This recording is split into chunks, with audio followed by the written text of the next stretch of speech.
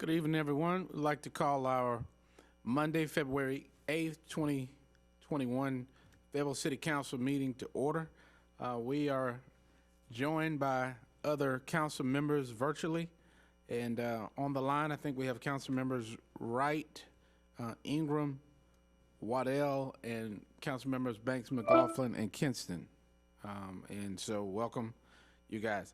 At this time, as we call the meeting to order, we will have the invocation. Ask that those who are present would stand for the invocation. We'll ask that Pastor and Council Member Chris Davis will give us the prayer, followed by which, if we can repeat the Pledge of Allegiance in unison. Thank you, Mr. Mayor. Let's bow our heads. Gracious Father, we thank you right now for this day. And it's a day we've never had before, God. It's a day we'll never have the chance to live again. We pray that you help us to live it to the fullest of our abilities. God, right now we pray that you will let us be united in heart and mind as we come to do the work of the citizens of Fayetteville. Bless our endeavors and our efforts. Bless our energies and continue to give us wisdom and knowledge and understanding. Bless those in authority and leadership of our great nation. And we pray that you would give us a spirit of peace, which even surpasseth that understanding, so that we would be one nation under God, indivisible. In Jesus Christ's name we pray. Amen.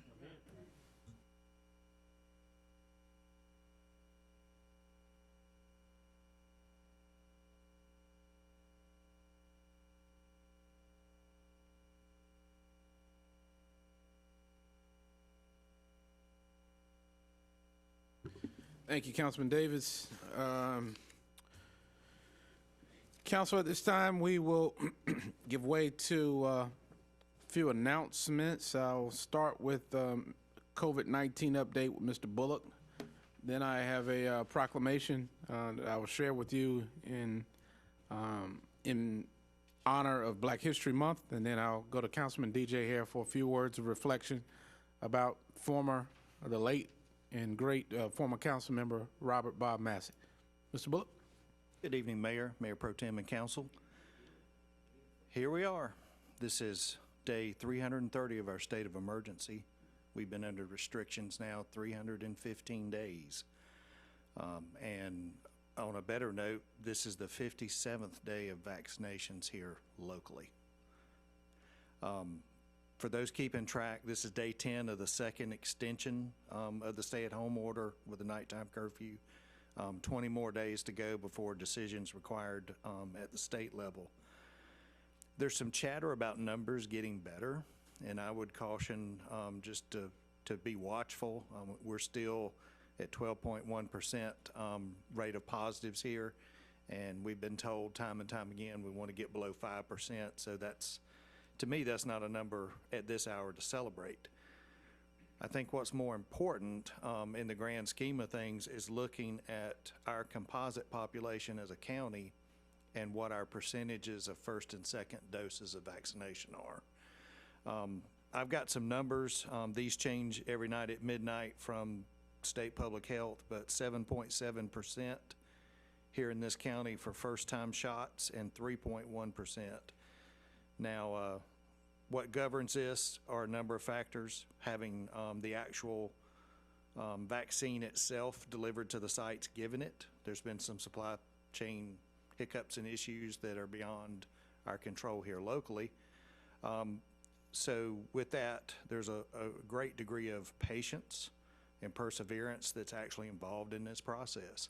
We still encourage people to be watchful when your time comes in your group.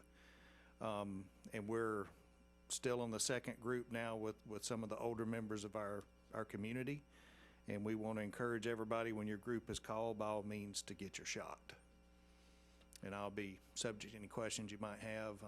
I hope I can answer them, because this thing is dynamic and it seems to change by the day, but we really want to encourage the vaccination numbers. Thank you. I did have a question in that regard.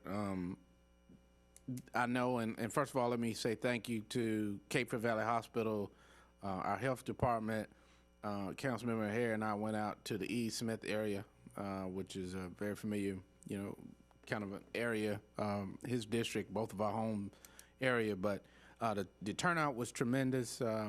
Particularly, we've struggled in this city, in this county, with minority participation in vaccination, and it was good to see that. The numbers that you gave, the 3% and the 7%, is that based on the total population or those eligible to take the vaccine? On the numbers of residents of this county that have received the shot. So the process doesn't care who you are or what group you're in. When you come through and you're registered in that database, if you live here in Cumberland County, then it tallies you. Okay.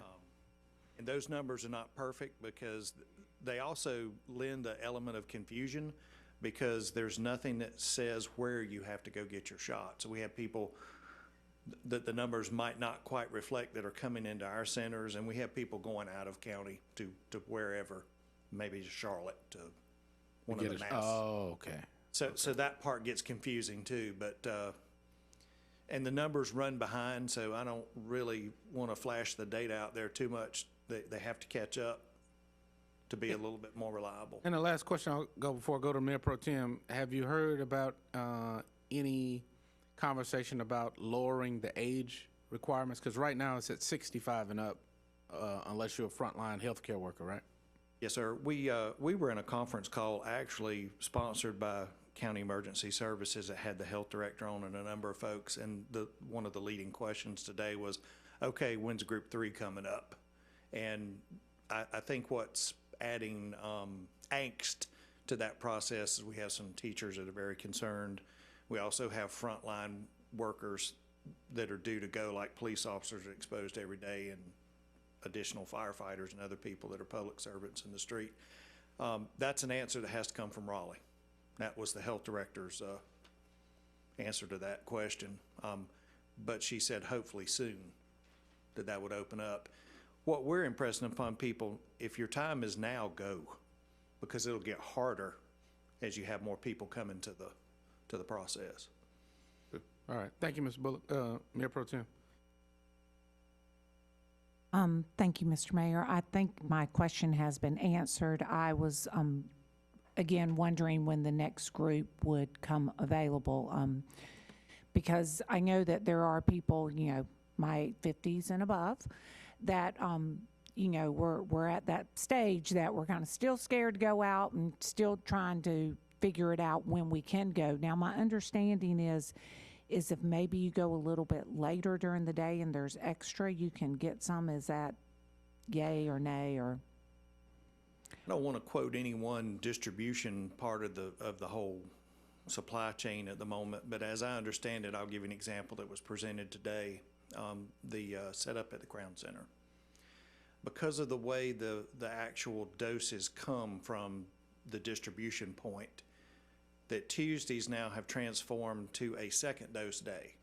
correct? So if you're due a second dose, Tuesday's your day to go because that's the only thing they will give out. Now then, once they receive that allotment on Tuesday, then Wednesday and Friday become first dose and second dose days. So they're having to be a little clever in how they manipulate things. I know the hospital had been doing appointments in the morning and then having unscheduled come as you are in the afternoons. I don't know if any of that's changed or not. That seems to change almost daily. So we've asked everyone to tune into the website that Public Health has because it changes so often. And what I'm seeing with the numbers of the 7.7%, I mean, if you really do the numbers and it's 75 or 65 over, I mean, I think we're doing as well as can be expected. And I just want to say out in the public, I think Cumberland County has done a phenomenal job. And I think more people are coming into Cumberland County to get their shots than people from Cumberland County are leaving because they have done such a fantastic job. So thank you for all your work. Thank you, Mr. Bullock. Thank you, Mayor Pro Tem. Councilmember Banks McLaughlin. Thank you, Mayor. Mr. Bullard, thank you for providing us, like always, with a lot of good information as it relates to this pandemic. One of my questions was answered as far as the children being tested, getting vaccinated. I know at the last meeting we had Dr. Green on. I'm not sure if you're able to answer some of the questions, but I'm going to throw it out there. I know she mentioned the last conversation as far as providing transportation. Have you heard any word since the last meeting that they were going to provide transportation for those who couldn't go to these clinics to get tested. Well, not tested, but vaccinated. And then my second question is, do you happen to know how they're targeting the homeless population? And that's for testing and also for vaccination. First question with transportation, that is in the works. I think they've actually transported some people that took them up on it, because so many of these occasions are appointment-based and it has to be arranged. As far as the second question, the part with homelessness, I know that's been studied and discussed. I don't want to speak for the health department, but it's definitely on the radar as an underserved group. But I'm not sure how the record keeping works there. And what I mean by that, the providers here in town have records of birth dates, and the health center has medical record numbers that are tied to birth dates, so they can call their patients, so to speak, and kind of select that age group. That's a little harder to do with a population that may not even be recorded in the traditional fashion. I can assure you it's being worked on, but I would have to defer the ultimate answer to Dr. Green. Okay, thank you, Mr. Bullard. Thank you, Councilwoman Banks McLaughlin. Mr. Bullitt, thank you, sir. Keep up the good work. Underlying message, continue to do the things we've been doing, covering our face, get vaccinated if you're of eligible age, continue to wash our hands, the 3 W's, distance, and all those things that have got us to this point. Absolutely. Patience. Don't give up. We got to get through this. All right. Thank you, sir. At this time, we'll go to a words of reflection with Councilmember Hare, reference to former Councilmember Robert Bob Massey.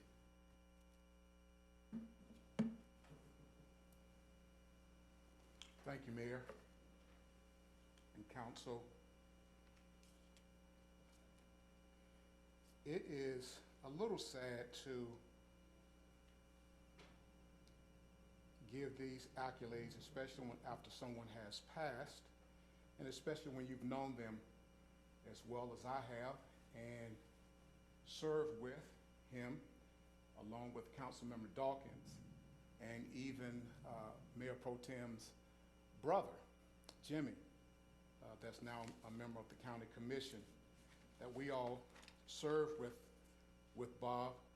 When I first came on council, where Councilmember Davis is sitting was where Bob sat. And I sat with the city clerk. And Bob sometimes would get to, because he was so passionate about what he was going to say. And he had these historical ways of shooting out his concern. He will pull up history. He would dig deep, and sometimes he would go into an area that nobody quite understood but Bob.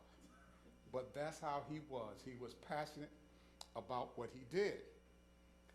So what I wanted to do this evening, sir, is just give a few highlighted moments, history about Bob. Bob, he graduated from E.E. Smith in 1966. He earned his bachelor's of science in history from his mighty Broncos, Fayetteville State University in 1970. And he loved Fayetteville State. Many times that I had gone to games, you would see him with his Bronco jacket on and his Alpha Phi Alpha cap on, and he was very proud of what he did and of his university. He earned his master's. He earned his master's in a master's degree of art, degrees in the secondary education from Catholic University of America in 1972. Bob represented the area mayor that you first represented, District 3, which is a historical black community off of Murchison Road and Rose Hill Road. Councilmember Massey was a member and an elder at College Heights Presbyterian Church. He loved the church. He loved College Heights. Man, he talked about College Heights a lot. Councilmember Massey also received a few awards in his lifetime. Kathy, he received the Fayetteville Business and Professional League Leadership Award. He received that in 1977. He also received the Beta Chi chapter of Omega Psi Phi Citizens of the Year Award in 1977. And as I stated, he was a member of Phi Alpha fraternity. So I say all of these words in remembrance of former council member Robert Massey. And when the proclamation is done, the proclamation is going to say that we will be giving him February the 8th, 2021 as Robert A. Massey Day. And as soon as that proclamation is done, I would really consider it an honor to drive and carry it to his home. I want his family to have it, not just to us to talk about him and read about it here, but I would like for them to have that proclamation. And thank you, Mayor, thank you, Council, thank you, staff. If I remember correctly, City Attorney McDonald, you served us at that time. Did you serve us? And our city manager at that time was a assistant city manager. And I've got a lot of folk that I did a nice post for Bob on social media, and a lot of folk were sorry, but gave just accolades and the stories that they remember about Bob, and it was just good to kind of read some of that stuff.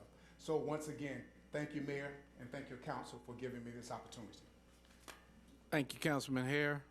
Thank you for helping us to share in some of the life accomplishments of Councilman Massey, true champion of service, longest serving member of the Fayetteville City Council at the time, 11 terms, so outstanding. At this time, as we know, this is Black History Month, and I have a proclamation prepared to acknowledge that, and it reads as follows. Whereas Dr. Carter G. Woodson, noted scholar and son of former slaves, initiated Black History Week in 1926. As a part of the nation's bicentennial in 1976, it was expanded and established as Black History Month and is now celebrated all over North America. Whereas through bravery, perseverance, faith, and resolve, often in the face of prejudice and hardship, African Americans have fought for equality, representation, and respect. Whereas during Black History Month, we honor the many extraordinary achievements and contributions made by African Americans throughout history to our economic, cultural, spiritual, and political development. And whereas during the month of February, our nation takes time to reflect on the injustices and struggles fought and overcome by African Americans and to pay tribute to the battles that have fought in the name of equality. And whereas the observance of Black History Month calls out attention to the continued need to battle racism and build a society that lives up to the democratic ideals. And whereas the city of Fayetteville strives to be an inclusive community in which all citizens past, present, and future are represented and respected and recognized for the contributions and potential contributions to our community, the state of North Carolina, the country, and to the world.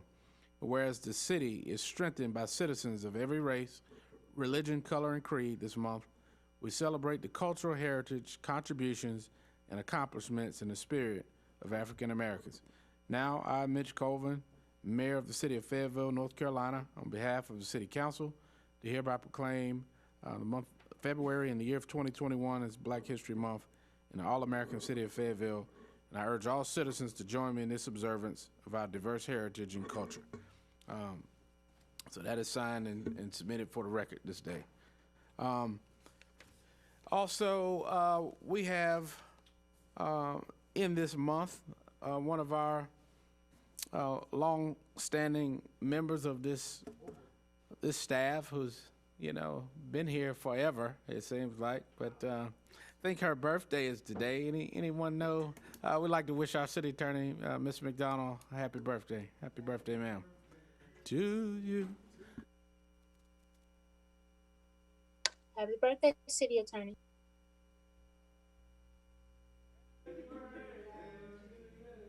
Well, obviously, woo! So obviously singing is not our best talent, so we will stick to what we know. All right, well, happy birthday, Ms. McDonald. Also, I will turn it over to Mr. City Manager. I think you have another employee that's been here for some time. Thank you, sir. I'd ask council to think back to what you were doing in 1991, February of 1991. Some of you got to think about it a little bit further. I'll give you an opportunity to do that. But while you're doing that, I'd ask Tracy if she could come down front. And Mayor, if you don't mind joining us as well. February of 1991, Tracy Broyles joined our happy family here with the city of Fayetteville. She applied for her job at the old City Hall, and on the first day, she showed up here at City Hall, the current one, and she has worked on every floor in the building, the first, second, and third floor. I think she started in human resources, and she made a name for herself there, and then she moved to finance, and of course, she's our city's first budget director. To say that she knows where every penny's at, every dollar's at, and she knows how to make them holler and scream is an understatement. Simply put, Tracy, I could not do it without you, and I think I say that for every manager that you've had the pleasure to work with. And it's my distinct honor to recognize you for your 30 years of service, and we'd like to present you with this plaque.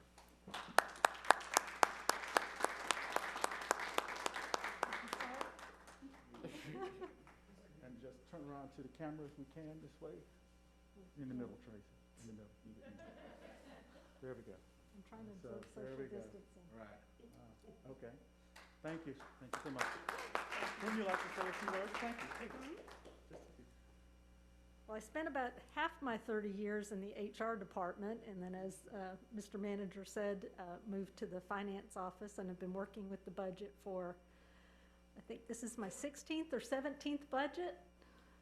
Can't promise how many more I've got in me, but I would say that I've had a rewarding career with the city, and I've had opportunities to grow, and I'm thankful every day. Thank you for what you do. Have a great finance team. Keeps us physically sound. Thank you for your service to the community, to the city. At this time, council, we'll move to the approval of the agenda, item 5.0. If we could have a motion to approve. All right, there's a motion by Councilmember Hare to approve. There's a second by Councilmember Davis. Any discussion on the motion? All right, council, I'll look to you for your votes, and I will come to those who are joining us virtually in just a moment for your votes. Councilmember Ingram. Green. Councilmember Waddell. Green. Councilmember Wright. Green. Councilmember Banks McLaughlin. Green. Councilmember Kinston. Green. All right, Madam Clerk, that is unanimous. All right. Item 6.0 is the consent agenda. Council, can I have a motion to approve a consent? All right, there's a motion by Councilmember Davis. Is there a second? Second by Mayor Pro Tem Jensen. Discussion on the motion. Councilman Dawkins? Yep. Oh, Councilmember Banks McLaughlin. Yes, I would like to approve the agenda, but I would like to approve it with the exception of 6.02 for questions and an up and down vote. Okay, so Mr. Davis and Mayor Pro Tem Jensen, there's a friendly amendment to amend it, the approval with the exception of 6.02. Yes, Mr. Mayor. All right. So there's a motion on the floor to approve with the exception of item 6.02. There's a second by Mayor Pro Tem Jensen. Any further discussion on the motion? If not, council, I'll look to you for your vote. All right. I'll go down the line. Councilmember Ingram, Green. Councilmember Waddell, Green. Councilmember Wright, Green. Councilmember Banks McLaughlin, Green. Councilmember Kinston. Green. Madam Clerk, that motion is unanimous. Motion carries. Item 6.02, Councilmember Banks McLaughlin. Yes, Mayor, I've asked that I had a few questions regarding 6.02, and that was the adoption of budget ordinance amendment and approval of the waste management biweekly recycling contract. My first question is, do we have, I can't think of his name, do we have staff? Yes, ma'am. Daniel Okay. Edwards. Yes, ma'am. I'm Okay. here. Can you hear me? Yes, ma'am. Okay, I do have a couple of questions. First, I do understand the reason for the biweekly recycling to kind of cut down the cost for the city, but I do have a few concerns. Well, first, before I get to my concerns, if you can answer the question of what is the current capacity that the recycled trash cans are holding? The current there's 35-gallon carts right now. Okay, it's 35 gallons, and what are we proposing? 96 gallons. Okay, so that's a little bit over double the size. Yes, ma'am. Okay, okay, well then what's the size of our regular trash cans? 96 gallons. Not our regular trash cans Yes, for ma'am. waste? 96 Okay. gallons. 96 gallons. Okay, well, my question is, have we gotten like a surge? I would think so, as far as with the COVID and the number of recycling. Because I know currently we're doing weekly, but do we have are we tracking as far as how much waste are we picking up throughout the city? We do know how much weight we're picking up. I don't have any of that information with me right now, but we get the monthly weights in from Waste Management. There was no huge surge in recycling. There was a huge surge in what's the word I'm looking for? Contamination. You're the man, sir. Contamination. There was a huge surge in that. But that has calmed down since, COVID's been going on for a while. So at one time they weren't picking up cardboard on the outside of the carts, but now they're back to picking up cardboard on the outside. Okay. Well, that's great to hear, because that was some concerns that I've heard from our citizens as it relates to having a large family, because I myself were one of the ones that have a family of 6, so that was definitely a concern, just trying to make sure that we'll be able to have a large can that'll be able to cover for a week and a half. Mm-hmm. And then 2, I had another question for you. What would be the cost for the residents if they wanted to upgrade or to upgrade the trash cans? Yeah, we're still working that out right now on the total cost for that. But right now, if a resident was to purchase get an upgrade now, it's just $20 from the 35-gallon carts. Okay, thank you. Thank you, Councilmember Banks McLaughlin. Councilmember Dawkins. Thank you, Mr. Mayor. Okay, so did our supplier give us any references of other cities that have done this? I mean, I'm assuming we're not the only city that's ever had to do this, or are we? No, we're not. They didn't give us any other cities. I've spoken to many suppliers, and this is something that's done all the time. It is done all the time. Yes, sir. Okay. So now what is going to happen to those small blue recycle cans? The vendor is gonna go on the dates of the recycle carts, on the date of the recycle collection, pick up the blue ones, pick up the smaller blue ones, leave a bigger blue ones, and they're gonna bring them back to their staging area, and then when they're done, they're gonna take them away. Okay, so our people aren't going to be touching them is what you're telling me. It's the vendor doing all the logistics. Vendor is probably gonna do 99% of the logistics. The only thing that could happen, and what I'm used to, is somebody hiding their small can and we have to pick it up later. But most 99% of them are gonna be picked up by the vendor. All right, and are we, is this pricing include a credit, of 10 or 15 bucks for the old blue one? We are going to, they're gonna take some money off of, for the small balloons, yes, sir. Okay, but they're going to have to store them. I mean, you're talking 60-some thousand. All right, so we have the Coliseum, the arena. That's where the staging area is gonna be. So we're going to have enough room, more than enough room to have the new ones and the old ones there. To do At the Cumberland County Arena? Yes, sir. Okay, well, that's nice the county is working with us. Yes, they are. Oh, it is, that's good.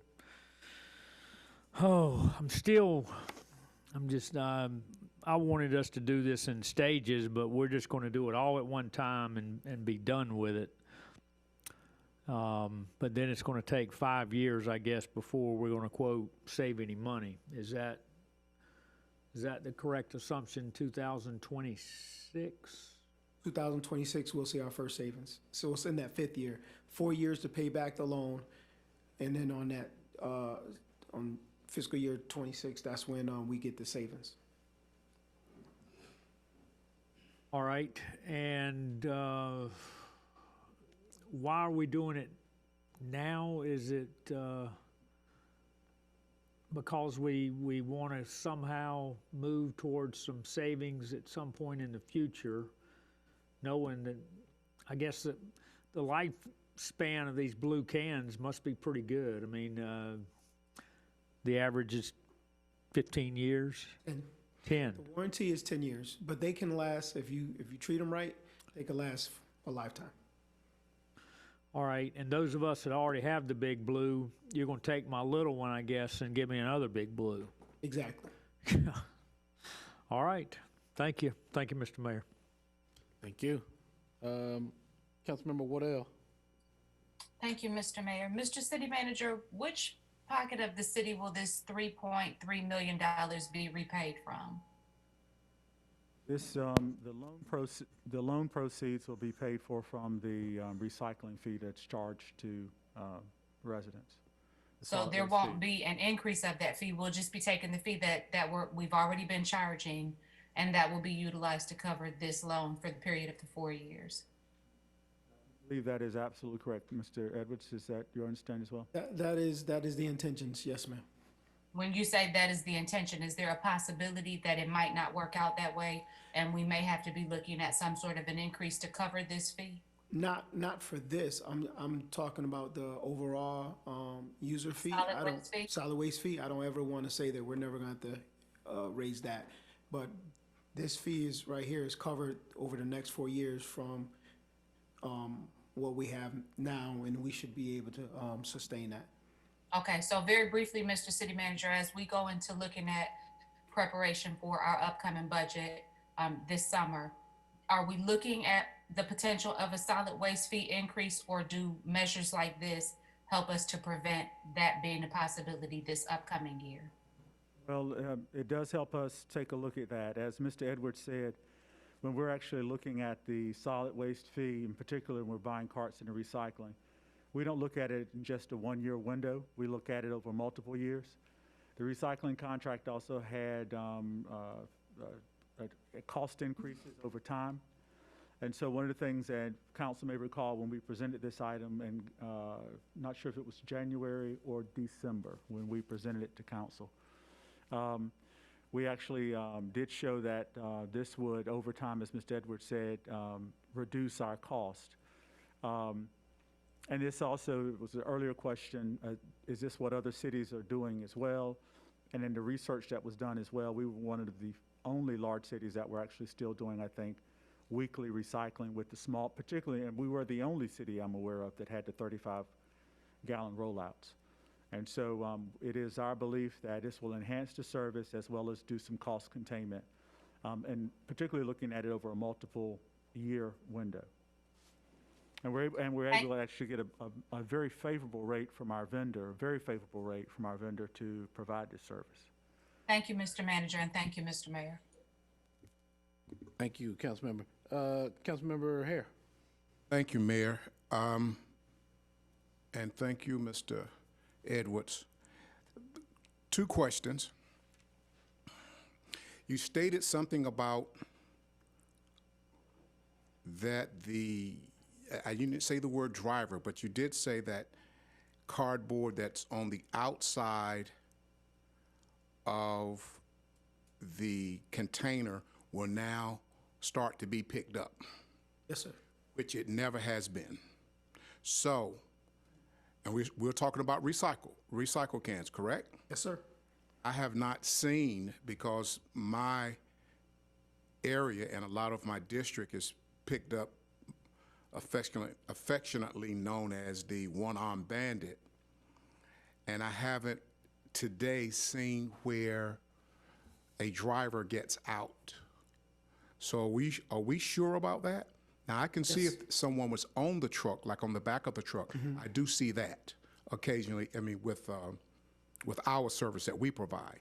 But are you positive about that? It's supposed to be happening, and if it's not happening, then you let us know and we give them a call. I have called them myself about cardboard that was left on the outside, and they went and picked it up because when they did the force majeure, I might be saying that word wrong, when COVID first happened, and they said, oh, we're not going to pick up cardboard on the outside. So after a certain amount of months, I called the district manager. I said, when are you going to start picking up cardboard on the outside again? She said, well, we've already started. So from that day on, when I start seeing cardboard, I called them personally and said, hey, this has been out here a couple weeks, I need it picked up, and they'll pick it up.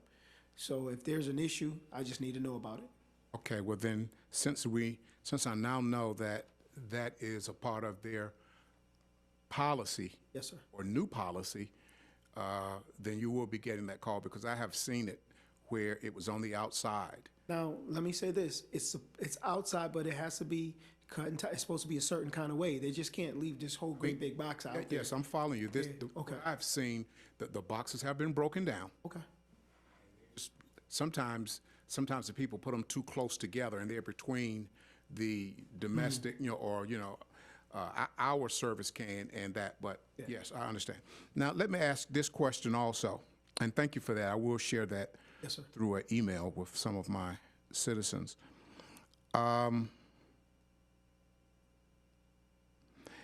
If there's not going to be a cost to our residents, then this question may not need to be answered, but if it's going to be a cost for them to go from the small to the large container, and I know a lot of residents, for example, even at my mother's home of 89 years old, it doesn't really do a lot of recycled stuff, gets in there, and the can doesn't get filled up.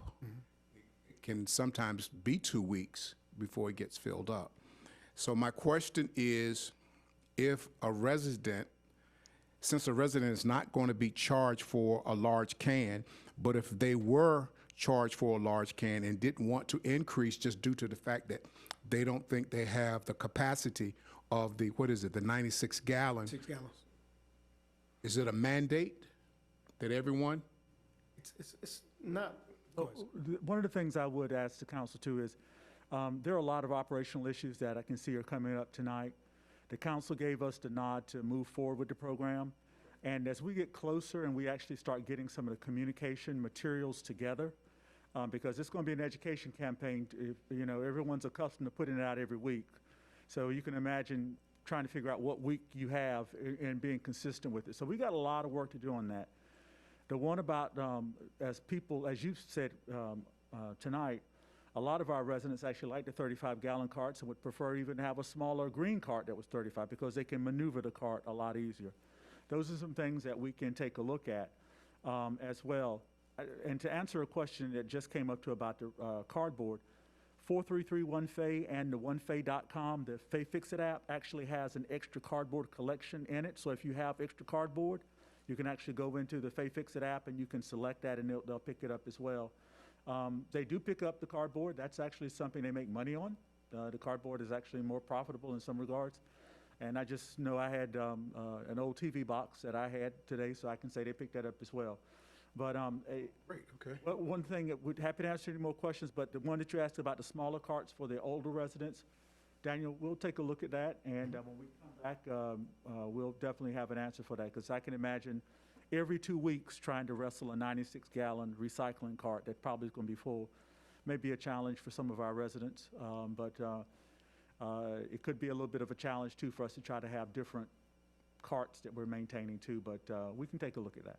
Now, my last question, and you kind of hinted at it, Mr. City Manager, for those of our residents that cannot maneuver their cans presently right now, please let them know what is in place where their staff can go and get that can and pull it out to the street. Would you explain Well, if that? they're currently a backyard collection already, nothing changes. It's just that they'll go from a 35-gallon cart that's in the backyard that Waste Management has to pick up to a 96-gallon cart that Waste Management has to go back there and pick up. No, I'm familiar with the process. I was telling you to tell the process for some people that may not be aware of what that process is. I'm aware. How to get to, how to Yes. get, oh, okay. Sure. Every three years? Every 3 years, I believe it is for the, if somebody is, if they're disabled and they can't bring their carts out to the front, they have to call or get in touch with solid waste. There's paperwork that the doctor has to sign off on, and once that documentation is brought back to solid waste, then we put them on a backdoor collection, and then from then on, their collection for recycling and solid waste is collected in the backyard. Sure. Thank you, Yes, Mayor. sir. Thank you. Councilmember Ingram. Thank you.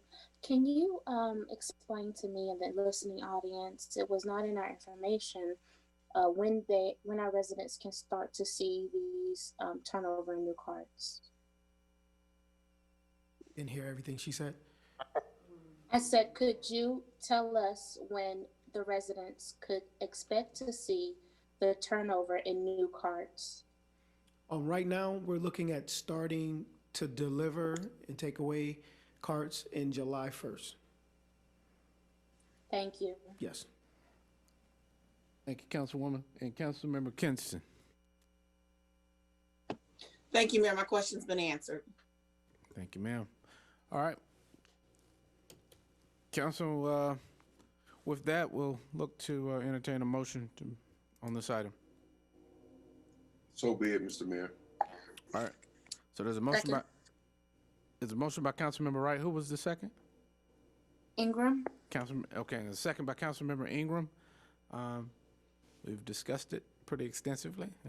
All right, Council, I'll look to you for your votes if there are no other discussion.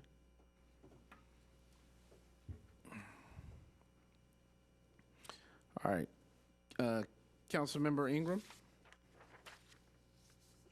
Green? Councilmember Waddell, Green. Councilmember Wright, Green. Councilmember Banks McLaughlin, Green. Councilmember Kinston. Green. Madam Clerk, that is unanimous. All right, motion carries. Public forum. This is a time that any Fayetteville resident may have input and a voice in what goes on in their city. Due to policy restrictions, the forum will not last any longer than 30 minutes, and each speaker will be limited only to 3 minutes maximum to address the City Council on cities related to the City of Fayetteville. Individuals wishing to speak at tonight's public forum should have signed up with the City Clerk prior to the start of tonight's meeting. If you are here to speak on items that may be under the public hearing, we ask that you please reserve those comments until the public hearing. So when your name is called by the city clerk, we'll acknowledge you, and we'll ask that you please state your name and home address for the record. Then your timer will start. You will be notified when you have 30 seconds left to speak, and when the light turns red, that means your time has expired. Again, the policy restrictions, we're unable to extend the given time. Madam Clerk, how many speakers do we have?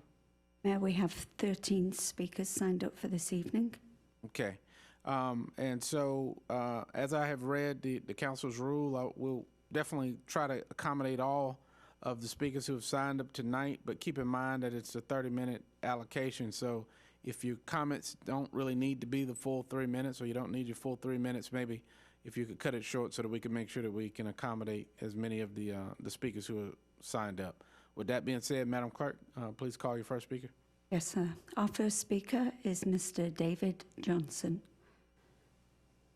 Good evening, Mr. Johnson. Can you hear us? I can hear you. Can you hear me? Yes, sir. If you could please state your name and address for the record. My name is David Johnson. I live at 4005 Daytona Road. Zip is 28311. I'm kind of across the street from Lowe's on Ramsey. Hello? Yes, sir. You have the floor. Okay. All right. Mayor, thank you for giving me an opportunity to address the council. And for the record, I think you guys are doing a great job. I've lived in Fayetteville since 1984. I love this town. I love the effort you guys are putting in on trying to move the needle. I just have 3 questions. Can anyone there tell me who's responsible for the police policy?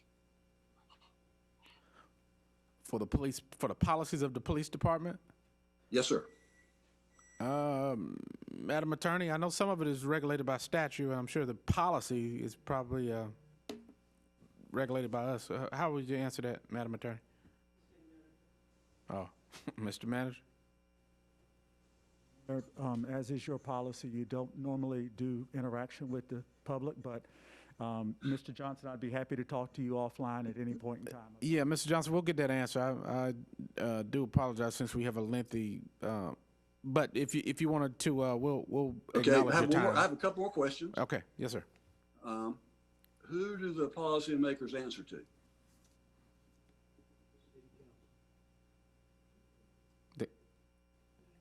Yes. The police policymaker, who do they answer to? So the policy, I mean, the council is the ultimate. Okay, they answer to the city council. Right. I wasn't sure. I thought that was the case. And so I appreciate that. Mayor and city council members, I love our police department. I think they are great. I think they're one of the best in the state. Okay. But some of their policies are unfair to certain segments. I am a licensed hemp grower in North Carolina. I've had my license since 2018.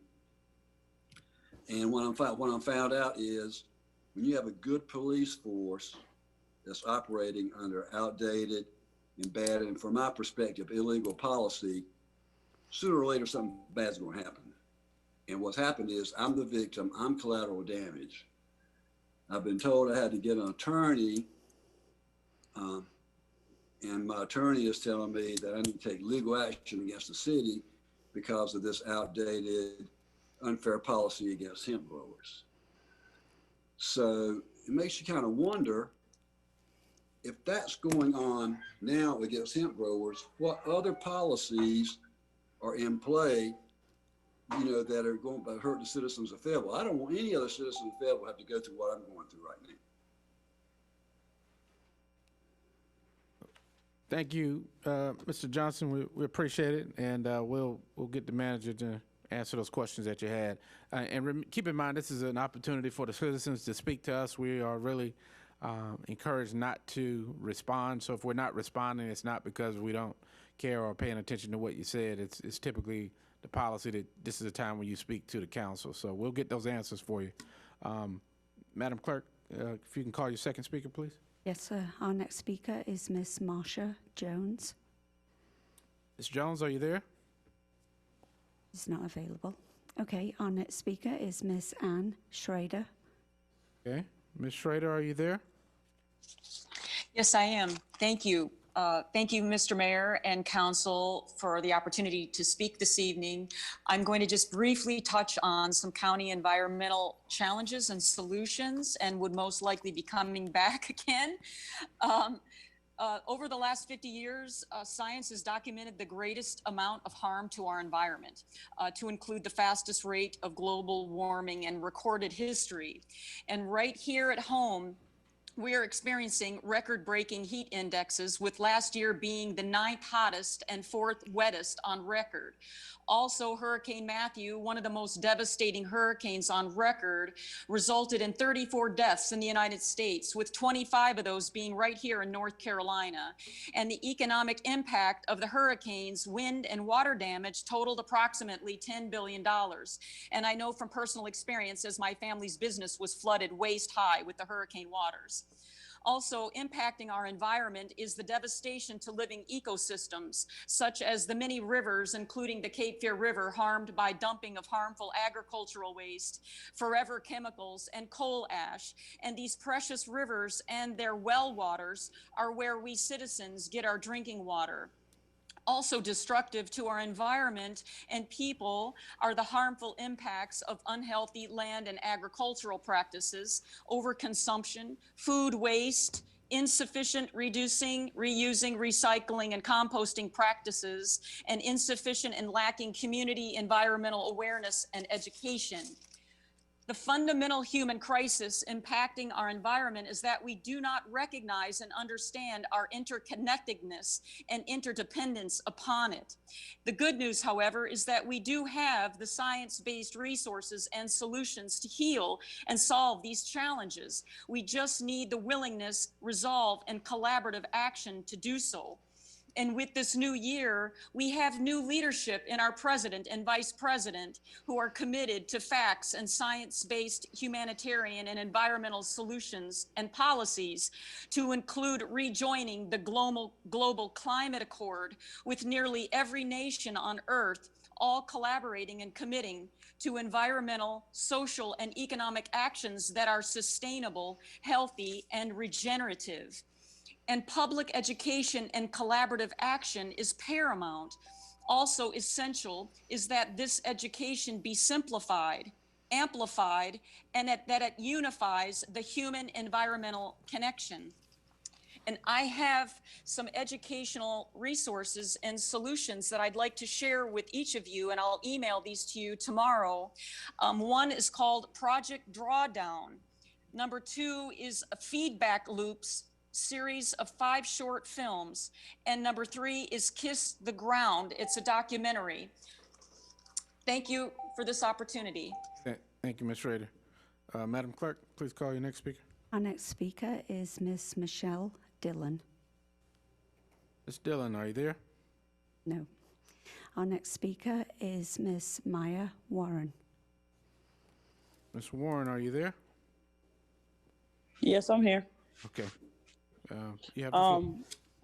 I really don't care to share my address for safety reasons. However, thank you so much to the City Council for allowing me to be able to speak. I do appreciate you all for this opportunity to let my voice be heard. Before I start, I do want to say thank you so much for allowing the paint to get put back down. I believe in, shining a light on the positive before bringing out the negative. So I do want to say thank you so much to the City Council and everyone who voted to put the paint back down. It is greatly appreciated. I do want to state that I did send out an email after the special meeting that took place last month. However, I did not get responses from certain individuals. Now, after that, I did send out an email asking about voting records. That email was responded to, but everyone seemed to skip over the part where I spoke about the special meeting. Now, those who said they did not receive that email, I did send it again, still no response. So I will let my feelings be said now. At that particular meeting, I was disappointed for a numerous of reasons. The main reason in me being upset is because I feel like the City Council had an opportunity to hear from its community by putting on the ballot the matter of the Market House. Unfortunately, it did not pass to get put on the ballot. I feel that was a clear case of the city council not wanting to hear from its community. I feel as if the Market House issue is something that has been long drawn out, long overdue. And in my personal opinion, the only person who seems to really want to speak up and handle said issue is Ms. Courtney Banks McLaughlin, because she has brought it up several times for this motion to demolish the Market House. I do want to point out Mr. Chris Davis. He did put out a motion. However, at the end of the motion, he made it very clear, in a sense, in my opinion, to shut up Ms. Courtney Banks McLaughlin by putting in that motion that the talk of demolishing the Market House is never to be brought up again. Now, I can say this, Ms. Courtney may not be able to speak about the matter in any city council meetings, but the citizens definitely have a say-so. And so with that being said, I'm saying that I don't appreciate that that was put at the end of his motion, shutting up a councilwoman who was clear that she wants to speak on the behalf of the citizens. I do not appreciate how this matter is not going to the ballot, because this is something that needs to be settled. This is something that the citizens need to know where the city stands. And by the way that I look at it, the city stands on continuing to drawing out the issue, praying to get through another election and passing it off to the next person that is going to take the seat that they sit in, or if they shall be reelected, then they will handle said issue. I really wish that this is something that we can get a closure on pretty soon. And I would really appreciate if the city council did not pick and choose what emails they respond to, because I'm well aware that everyone got the very first initial email I sent out about the special meeting, but chose not to respond. Nevertheless, I do want to say once again before closing, I do appreciate you guys giving us back our paint, and I just really wish I would have gotten a response to my email. Have a great night. Thank you, Ms. Warren. Madam Clerk, next speaker. Mayor, our next speaker is Mr. Robert Walls. Mr. Walls, are you there? He's not there. Okay, our next speaker is Miss Dawn Adkins Hurley. Ms. Hurley, are you there?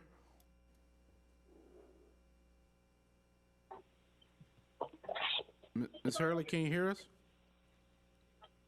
Yes, I'm here. Can you hear me? Yes, ma'am. All right. Good evening, Mr. Mayor, City Council members. I'm Dawn Adkins Hurley, Chairperson of the Support the Market House Board. There are many things I'd like to comment on tonight, but I'll be brief. For over 7 months now, the Support the Market House Board has been working to make sure that the Market House remains safe and in its current location.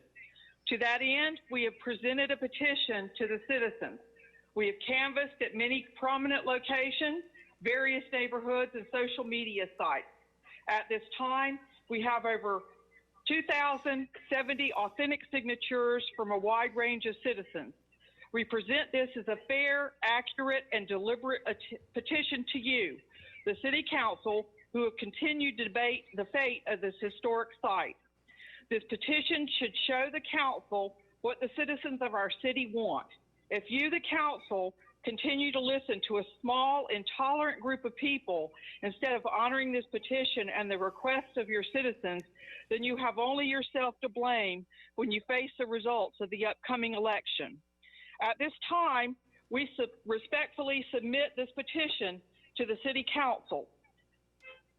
Included with the original petition sheet are a copy of the Support the Market House mission statement and a copy of the Market House repurpose survey that we are currently conducting. We feel that the importance of this petition warrants an acceptance in person from the Council, not just to be handed over to the city manager or a deputy. Since you will not allow us into the council chamber, Mr. Mayor or City Council member, please come outside and accept this petition in person and acknowledge receipt. We await your decision. Thank you. Thank you. Madam Clerk. Our next speaker is Mr. Tyrone Biggums. He's not there. Our next speaker is Mr. Imam Hieronymi Mohammed Smith.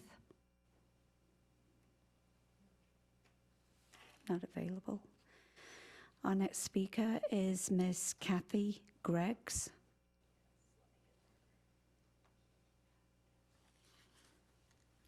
Ms. Greggs, are you there?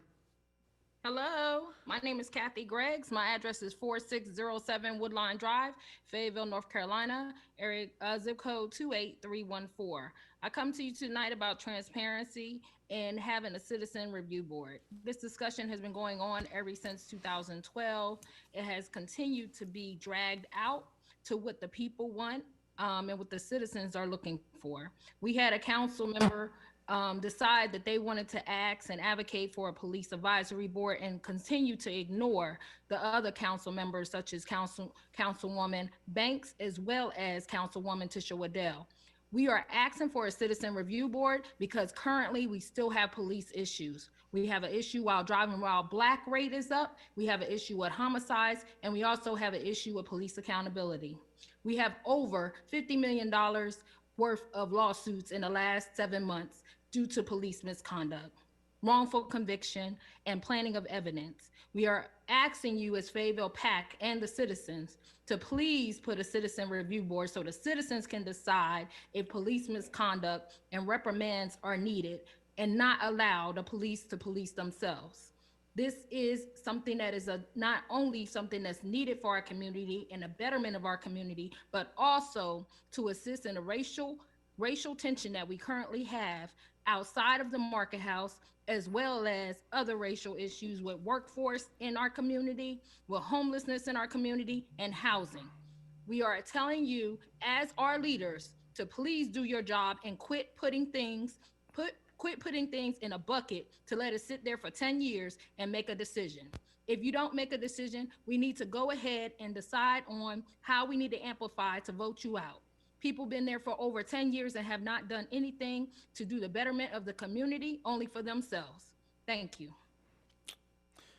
Thank you, Ms. Greggs, and I'd like to just remind the general public, City of Fayetteville City Council does not have the statutory authority to create a review board, and so we will certainly pass some of these concerns to our state delegation, who has to give authority to cities to create review boards. Madam Clerk, next speaker. Yes, sir. Our next speaker is Mr. George Estrada. Mr. Estrada, are you there, sir? Mr. Estrada? Do you see him online? Yes, sir. I've asked him to unmute, but he also needs to push *6 on his phone. Mr. Estrada, can you press *6 to make sure you're unmuted? Hello? Yes, sir. We have you. Can you hear me now? Yes, sir. Yes, my name is Jorge Estrada. I moved into the state of North Carolina, Fayetteville, about 4 years ago. I love this city. I think this city is great. I've heard on the news that you elected to let them put Black Lives Matter again around the market house. According to this new president, vice president, and you yourself, when you opened your meeting, said that we must work together to unite. Well, myself as a citizen of Fayetteville and other people that I've spoken to because of what I do as employment, we have spoken to each other about this, and we believe putting that back up is just dividing the city. Because now we feel, since you have let them put up all Black Lives Matter, we want to put up our own saying that all lives matter. That includes black, Mexican, white, Korean, Japanese, because this is a military city. We have people of all races here, and we feel that you are just pointing out a certain amount of people. I understand things have to change, but if we keep talking about racism, it's never going to end. It is never going to end. Be it as it may, the market house is part of this city's history. Bad or good, it's history. Unless we forget, we're going to repeat it. Okay? I want to know how we can get permission to put one up, because I was told the council voted on letting these people do it. It's a private entity that is doing this. So we want to know how we can get permission to put up our own sign saying all lives matter of any race. I thank you, Mr. Mayor and City Council, for letting me view my opinion. Thank you. Good night. Thank you, sir. Madam Clerk, next speaker. Yes, our next speaker is Mr. Sean McMillan. Mr. McMillan, are you there? Mr. McMillan, are you there?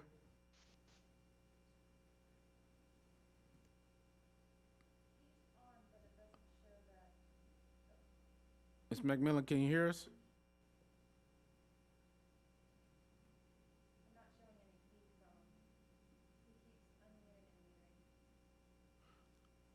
What is it, star 6? Mr. McMillan, can you press star? Huh?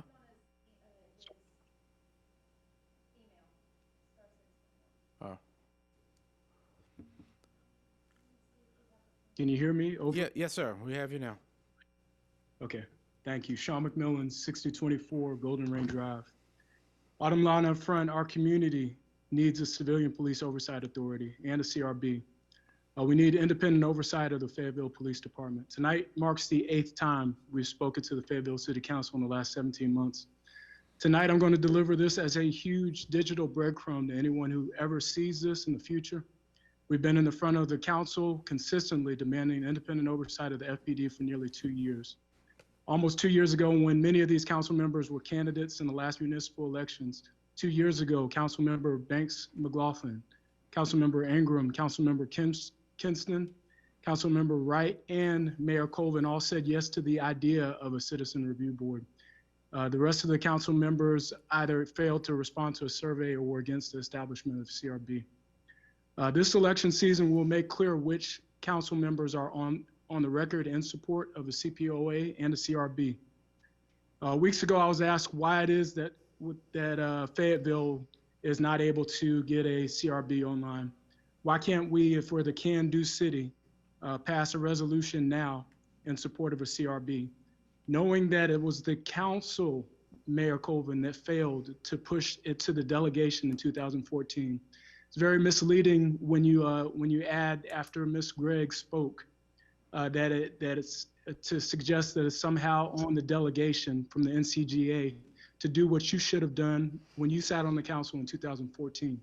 It's very misleading to say to the public as if it's not your responsibility to do everything in your power to establish this CRB and a CPOA when you suggest that some conservative boogeyman in the NCGA is going to stop you at third base when you refuse to even go up to the plate and swing.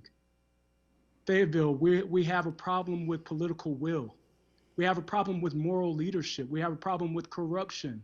We have a problem with people in City Hall that are protecting a corrupt police force. The gentleman earlier, Ms. Greggs, they both spoke on this. Mr. Walls would have spoken on it if he had the opportunity to get on. It is not on the NCGA to do the job of the City Council. City Council, when you do everything in your power, when you show the voters that you're ready to push the CPOA and the CRB, not an advisory board, when you're ready to push it forward, that's when the voters will believe in you. That's when you will have done something to address systemic change. That's when you will be able to rise to the level of actually having substantive change.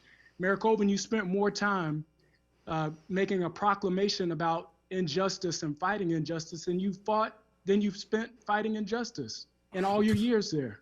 Yeah. We're asking you to do your job. We're asking you to fight for justice and rise to this moment. I thank you for your time, and of course, we'll be back until you do the right thing. Thank you, Mr. McMillan. Since you directed a couple things directly at me, I wanted to clarify. At the end of the day, the General Assembly has to grant cities the authority to create review boards with review powers. They have not granted such a designation in the last 10 years, if I'm not mistaken. And this city council that I was a part of, or a previous council, did send a resolution up, which I did vote for, which I do support. I've also been very vocal on supporting it on the other boards and state appointments that I've been on, but it doesn't change the fact that the state of North Carolina General Assembly has to grant the authority. And so this is just a clarification. We always try to educate citizens, not a debate. But it is a fact. Madam Clerk, next speaker. Yes, sir. Our final speaker is Mr. Dale Godwin. Mr. Godwin, are you there?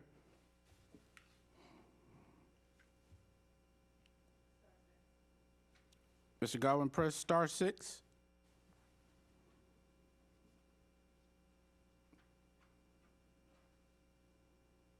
Mr. Godwin, are you there?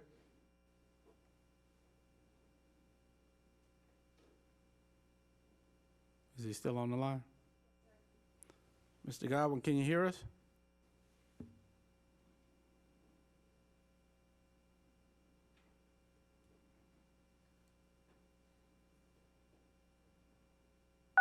Hello? Yes, sir. We got you. Hello? Now. Yes, sir. We have you, Mr. Godwin. Oh, okay. I wasn't paying attention to the *6 part. Sorry about that. Can you hear me now? Yes, sir. You have the floor. Please state your name and address for us. 3 minutes. Okay. With regards to the Market House, our beautiful landmark, our all-American city, Fayetteville, North Carolina. My name is Dale Godwin. I'm at 3829 Legion Road. I am proud of our heritage and what we have stand for and what we stand for today since our early beginning. You all know we do not parade up and down our streets on a weekly basis shouting out racial slurs to all we pass on our sidewalks. We never have. We do not live in a perfect nation, but we, and I mean we, do have freedoms more so than all the other countries on our planet. Just like this very evening, the right to assemble, free speech, and a right to protest peacefully on our own streets as well. I'll get to the point right now. That beautiful work of architect at the center of our city has never had a wagon load of slaves pull up to it and sold one by one as they were in other parts of our country back in those awful days. Long before any of us were born. It's called history. History. Many of our own citizens of Fayetteville, North Carolina, need to stop living in the past and focus on the future. And tearing down landmarks, statues, and roadside markers is not going to change a darn thing. History teaches us and reminds us of our past and how we can learn from it, reminding us of not how to live or how we should. There are only two ways. The Market House in Fayetteville is a landmark, and it's a testament of who built it. And how long it will last depends upon how long we take care of it. 31 years ago, I sat down just a few feet from being underneath the Market House with a very, very small trowel, scraping and sifting sand, looking for artifacts with the support of our historical society. None of you are going to ever convince me and millions of others who have visited our great city that this beautiful building reminds us of slavery. It does, however, reminds me of just how beautiful our downtown streets look. And No, we have no further speakers.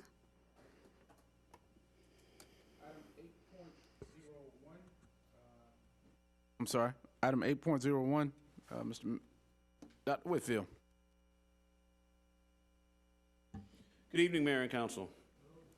City Council approved a master operating agreement with Metronet during your January 11th, 2021 regular meeting. The agreement allows Metronet to bring 100% fiber optic services to businesses and residents, putting the city on the path to becoming a gigabyte city. This project represents a substantial private investment in our community, exceeding $70 million, to help fulfill the council's target for action around building smart city capacity. Construction is scheduled to begin in late February this month, and full build-out will be completed within 3 years. Tonight, we have with us Ms. Chris Smith, the Government Affairs Manager for Metronet, and she'll brief council on the process, communication tools, and coordination in place to help the community during the deployment.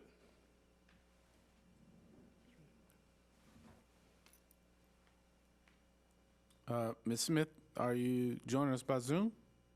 Okay. I am. Can you hear me okay? Yes, ma'am.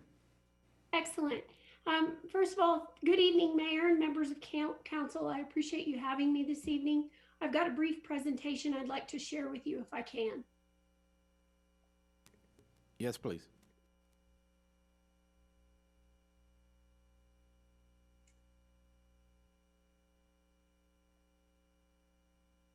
Please advise me. I'm used to using Teams, so bear with me, guys. Are you able to see my screen?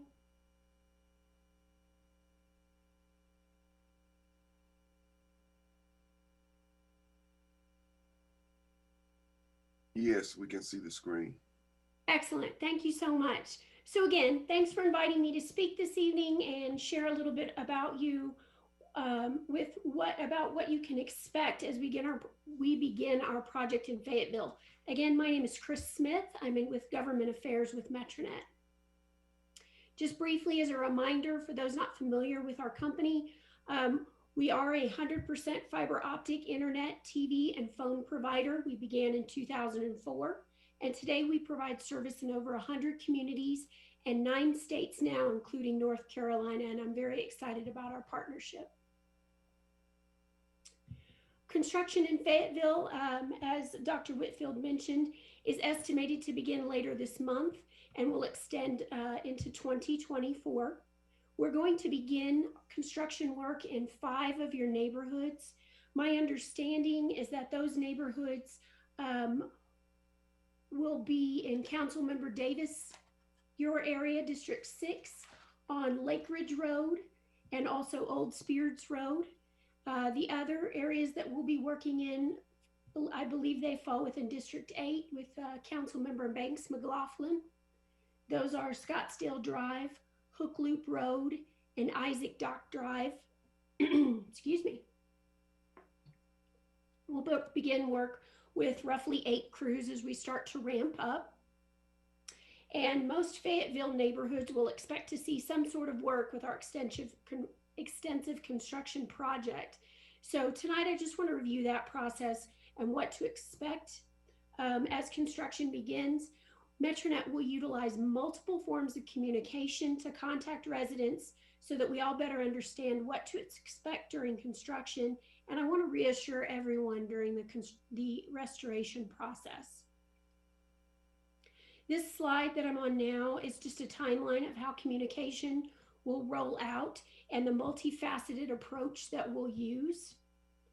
But to go a little more in depth with that, about 45 to 30 days prior to work beginning in an area, we'll mail a resident a letter, and it reviews what to expect during the construction process, a little bit about who we are as a company, and it will let them know that we do have permission and we do have an agreement with the city to be in those easements and right-of-ways.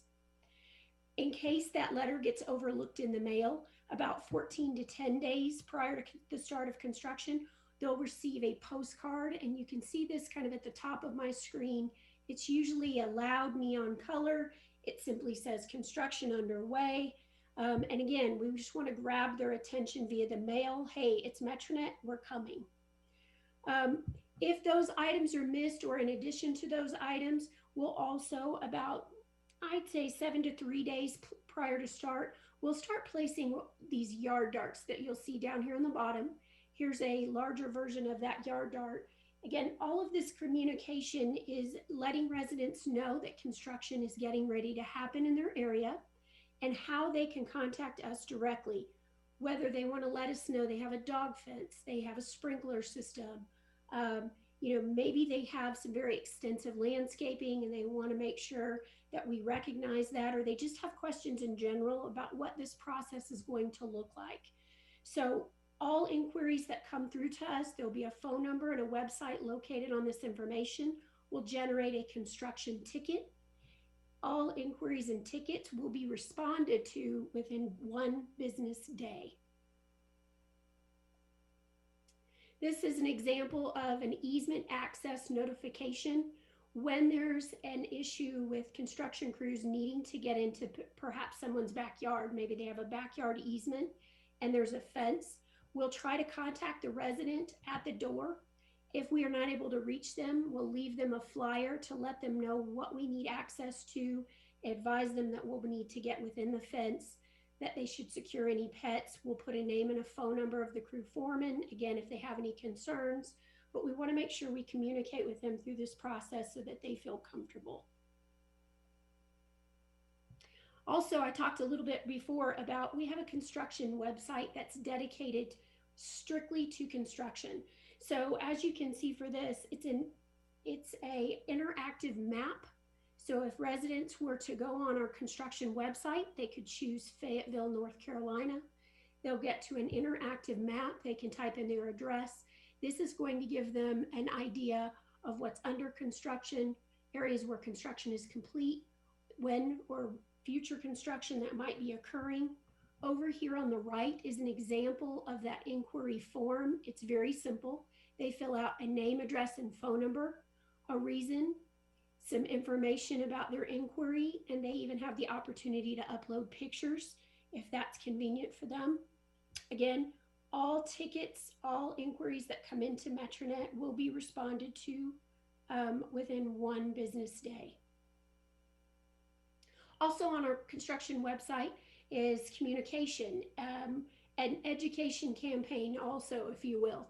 So we have a lot of information on this site. You can link to some YouTube videos. They have brief 2-minute explanations. What is an easement? What should I expect from Metronet? How will the construction occur? How it will look? What's my timeline for restoration?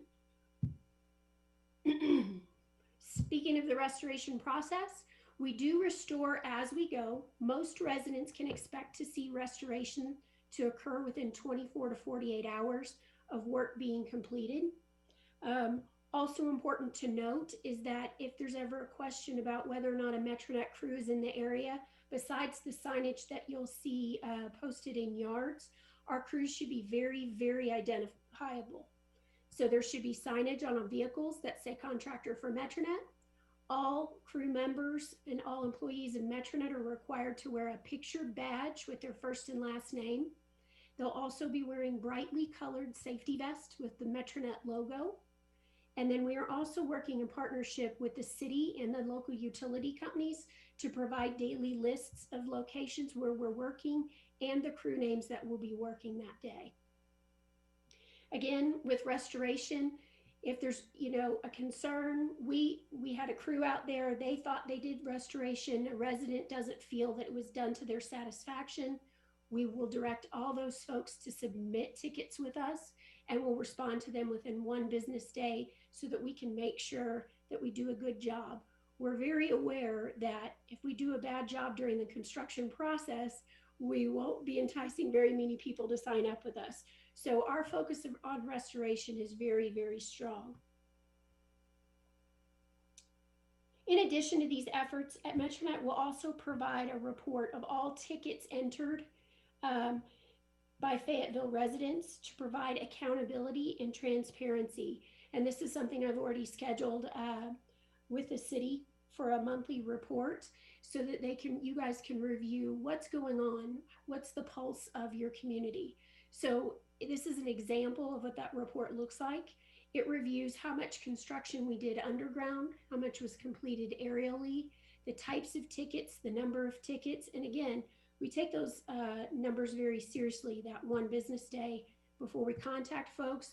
We also try not to let any ticket go beyond 8 days. And that's very, very important for us because we do this in a lot of communities. And again, we want to be very transparent and we want to show you our accountability. Also, residents can expect when we start work that work will only be taking place in the public right-of-way and utility easements. Easements can be located in the front, side, or back of the property. If the easement is located, like I mentioned previously, within a fenced area, crews will communicate with the homeowner to gain access.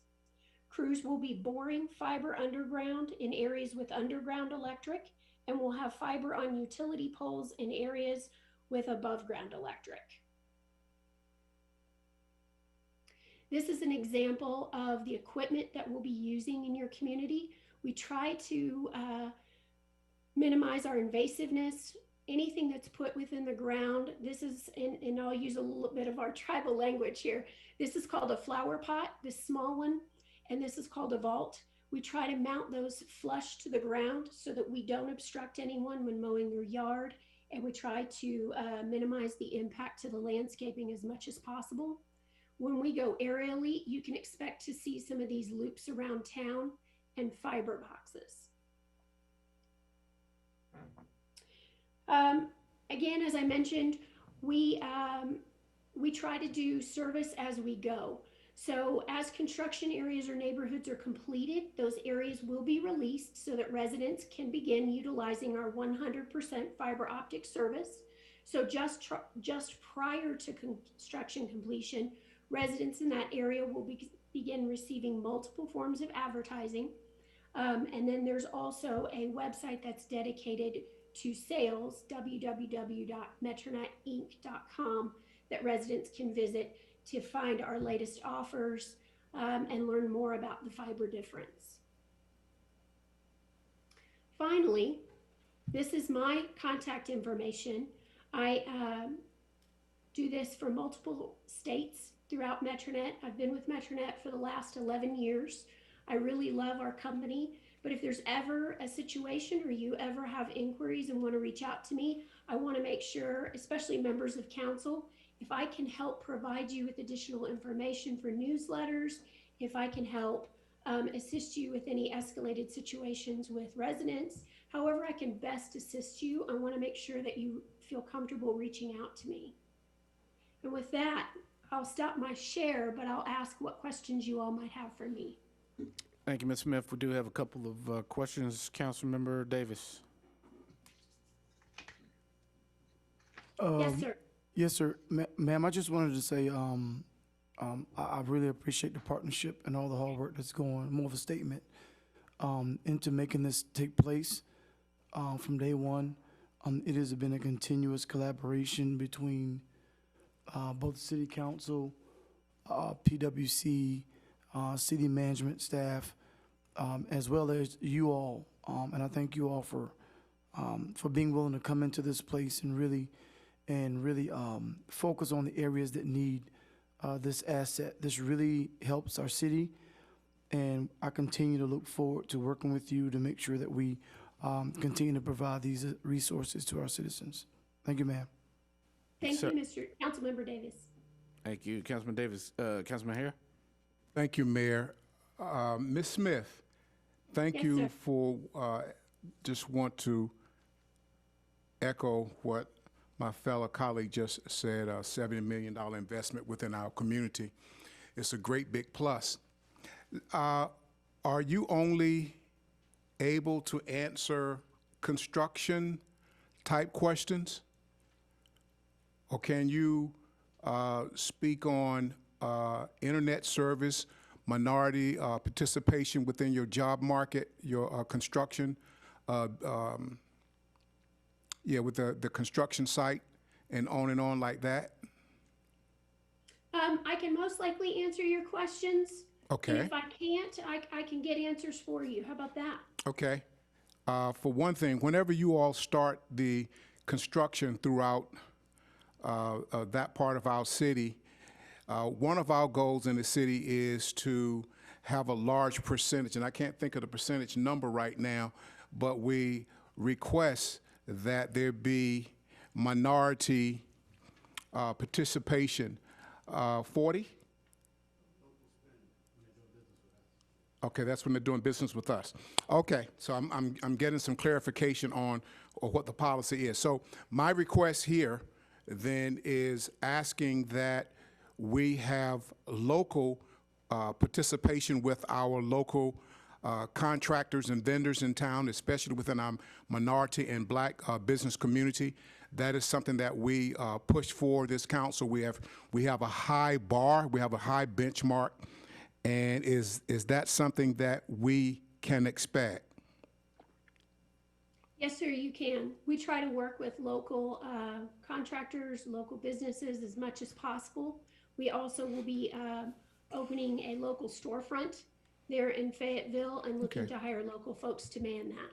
Okay, and my final question is, we have a lot of portions of our community that may not, don't have internet and website service throughout our city. And so when it comes down to that, how does your company fit for some of those deprived areas in the city of Fayetteville where internet service may be difficulties? And then also to add into that, our recreation centers, where a lot of our hopefully we're praying that kids and people will be able to go back into those areas soon. We're really praying for that, and to provide an internet service for them throughout our city. That's a good question, Councilman Hare. Before you get that, Ms. Smith, I talked to her and the president of the company about some of the housing authority, possibly, and some of the public space with that. But Ms. Smith, can you share with Councilman Hare or answer those questions that we had kind of talked about? Absolutely, and thank you, Mayor. We did chat as early as last week about Lifeline programs, about some opportunities where we can partner with the city to help anyone that does not have access to fiber internet, and ways that we can partner together to create those opportunities. So yeah, I look forward to future discussions on that and how we can do that. If you're interested, I encourage you to look in some the other cities that we've done partnerships with.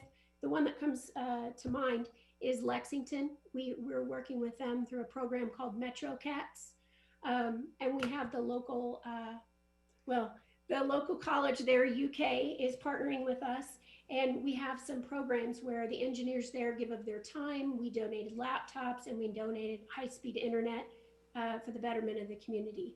So I encourage you to look those You up. said that was called Metro what? Metronet. CATS. All right, thank you, Mayor. My pleasure. All right, thank you. Councilmember Kinston. Thank you, Mayor. I just had one question for clarity. When you're talking about the easements, you'd mentioned that they may have to speak to a homeowner regarding if they needed to get to a backyard or if they have a fenced area. But at any time, just for safety purposes, if you can reiterate that there should be no time that they would have to enter a homeowner's home or anything, is that correct? That's absolutely 100% correct. And even if they knock on someone's door to get permission to gain entry to the backyard, they should be wearing masks. They should practice 6 feet from the door, so they should step away and down so that no one would feel threatened. But they should always be notifying residents before they enter their backyard. Okay, thank you for clarifying that. My pleasure. Thank you, Mayor. Thank you. Councilmember Ingram. Thank you, Mr. Mayor. Thank you so much, Ms. Smith, for the presentation. And Councilmember Hare asked some of the questions that I was going to ask, and I would like to say I think it is good news to hear that you will be bringing a storefront to the city. First question I have is, at the start of construction, and I guess District 6 and 8, about how many citizens are looking to be impacted? Well, so we'll be touching every home within those districts. Metronet's plan to build their infrastructure means that we are building a brand new infrastructure.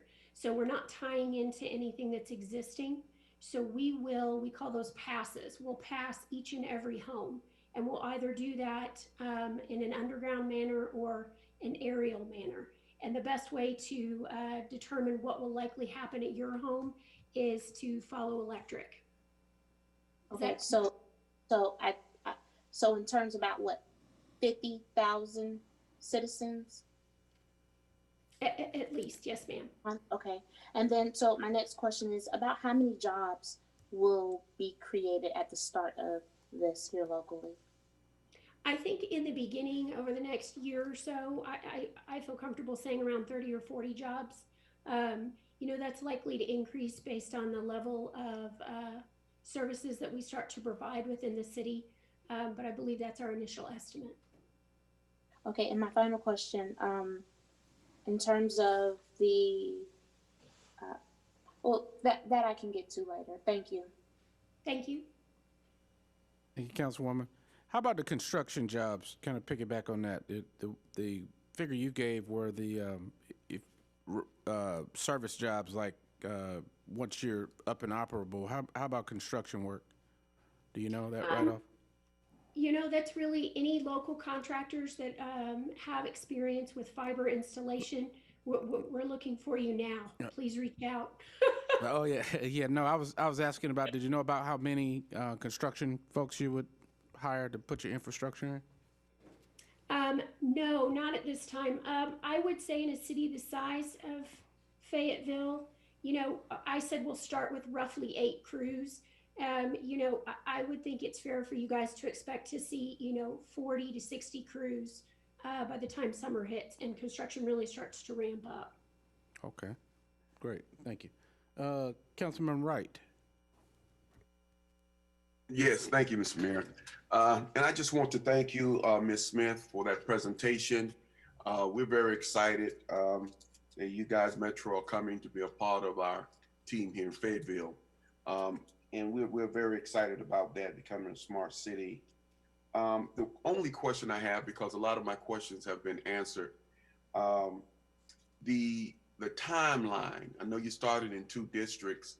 What timeline do you have? Do you think that you guys will be finished up with all of the city? And how are you choosing the districts? We'll choose districts based on permitting. So we'll need permits that we receive from the city. We'll also need permits to do any aerial work from the electric company. So a lot of that dictates where we'll start within the city and how we'll build out. Our estimated timeline for completion is around 3 years. So I would say expect to see us with a fully completed infrastructure build in around 2024. Okay, so once you get, say, the 2 districts that you're starting on and get everything installed in place, they'll be up and running and able to get the services that you guys offer in those districts right away? That's correct. Our estimated time for our first customers, so we like to call those beta customers because they're going to test the area that we've just built and make sure there's no kinks. We're estimating that for fall of this year. All right, great, outstanding. Thank you so much. My pleasure. Thank you. All right. Thank you, Councilman Wright. Councilmember Banks McLaughlin. Thank you, Mayor. Ms. Smith, thank you for the presentation. Me being a councilman for District 8, I'm super excited that District 8 is what you consider you say you call it the beta? The beta. Yeah, okay. Yeah, we're starting, yes. Yes. And I do want to say, with you guys' customer service, you guys are coming in, and I mean, it's amazing because I've had people reach out to me saying that they've already received letters. So thank you guys for communicating with the citizens in the area. And again, welcome to Fayetteville. It's great to have this partnership as well as the investment in our city. So I look forward to all the great things that you guys gonna provide as far as infrastructure for our city. Thank you. Thank you. One more thing. Also, if you can add me to the newsletter. Yes. Okay, thank you. Thank It you, would be my pleasure. I do want to remind you guys, we do have those construction communication things that go out. But again, as I look forward to kicking off this project, I hope you guys will hang on to my information. If you do have situations that escalate or additional questions that arise, it is a construction project. So I don't want to sugarcoat it. It's going to be a little messy and a little uncomfortable, but definitely worth the wait. Thank you, Ms. Smith. Appreciate it, and welcome to Fayetteville. Thank you. All right, council item 8.02, report. Mr. Tolan, Money Man. Thank you, Mayor, Council. Tonight we'll have a presentation from Mr. Robbie Bittner from RSM about the audit report for fiscal year end 2020. He's on Zoom. Good evening, sir. Good evening, Mr. Mayor. How are you this evening? Doing well. Good, good. I have a presentation here and I'm looking.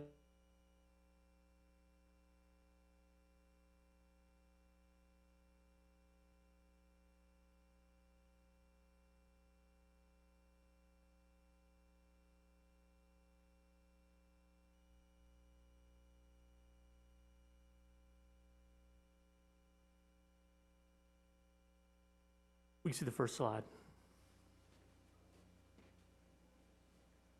We can see it.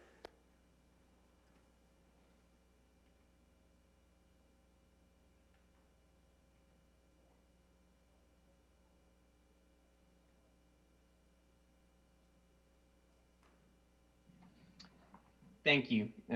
I'm not sure where that mute came back in again. But in any case, on behalf of myself, RSM, PB Mayors, and Mr. Willie Cooper, Jr., CPA, we appreciate the opportunity to continue to serve the city. We really do enjoy working with Mr. Tolan and his team. I think we have a good working relationship, and I think it has grown over the past several years. So I mentioned a new name, and the new name is PB Mayors. So as of December 1st, 2020, the RSM offices of Morehead City and New Bern broke away from RSM as a whole and became part of a smaller boutique firm called PB Mayors that's based in Virginia. This will make us offices 11 and 12 for this firm, and this move was primarily focused on the amount of similar clients that we have, which will strengthen our local government presence in the area. But with that, what does that mean for the city this year? PB Mayors is a full alliance, a member of RSM, and as part of our arrangement, we were still issuing all previously engaged audits for June 30th, 2020 as RSM audit opinions. So your opinion and everything this year is RSM. So I'll start off with the financial report this year. As part of your comprehensive annual financial report, or your CAFR, you have the major sections listed here. Your management's discussion and analysis, which gives you some comparison, high-level comparison items between the previous year and last year, or the current year, and as well as giving some budget information. You have your government-wide financial statements, which are at the most consolidated level financial statements presented in accordance with full GAAP, or not the modified accrual basis, as the fund financial statements are presented that come after it. Then you have the notes to the financial statements, the required supplementary information, which is information typically related to pensions and other post-employment benefit plans, your other supplemental information, statistical data, and then the compliance section, which is in accordance with government auditing standards and the Uniform Guidance and State Single Audit Implementation Act. So types of opinions we can issue as auditors, there's four. The worst one that you could receive is an adverse opinion. An adverse opinion means that we believe that your financial statements are not presented fairly in accordance with generally accepted accounting principles, or GAAP. We can disclaim an opinion. This means that we did not receive enough information to even render opinion one way or another. We can issue a qualified or modified opinion. This is an except for opinion, where we believe that every portion of the financial statements are presented fairly in accordance with GAAP, except for one or two other parts. And then the highest level of assurance that we can provide as external auditors is an unmodified or clean opinion, which the city did receive this year. I know that given that we are now in the middle of February, we'll go through some of these financial results pieces fairly quickly, but I do want to show some of the comparative items of the city as it relates from the city to some of their other like peers on some metrics that are released by the Local Government Commission of North Carolina every year. So this is a breakdown of your general fund revenues for the year 2020. As you can see, the ad valorem and unrestricted governmental, which consists of primarily of sales tax. These are your two major sources of general fund revenues. To show that, just to show a trend, it has not been a whole lot of change in all of these year over year. And that's been expected. This is the main slide I would like to point out to you, just the tax rates as they are presented against other like communities. These are large size North Carolina municipal governments that do not have an electric system. The reason the electric system or no electric system matters is because of the payment in lieu of taxes related to the value of the assets that the utility holds. So the city was just right at similar sized cities' tax rates over the past for 2019. All comparative information is for 2019 since the LGC has not released that information for 2020 yet. And statewide, it's a bit higher, but that's because of your smaller municipalities throughout the state typically have much lower tax rates. This year shows your percentage of property tax levy that's been collected.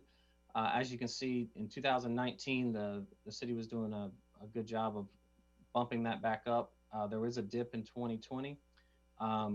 You'll see that this is that dip in 2020 is a trend that I would very much expect to see in 2021, given the pandemic and collection of property taxes.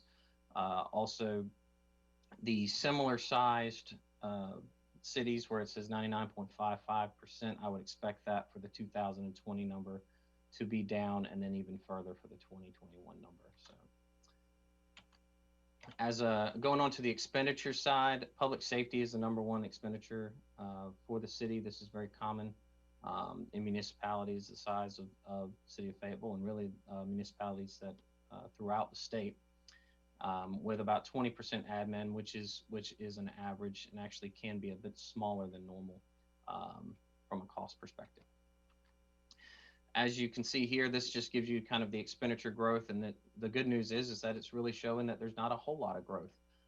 The spike in 2019, some of that was related to your expenditures related to FEMA, and so some of that has come back. But I will say that in 2020, as the items come down, the city did do a good job of pulling back expenditures as they went into the pandemic. This just shows your trend in fund balance overall in the general fund as it is continuing to rise, and others. The city was able to stash away about another $7 million from 19 to 20. And why is this important? We'll get there, but this is the fund balance presentation in accordance with the GASB statement number 54.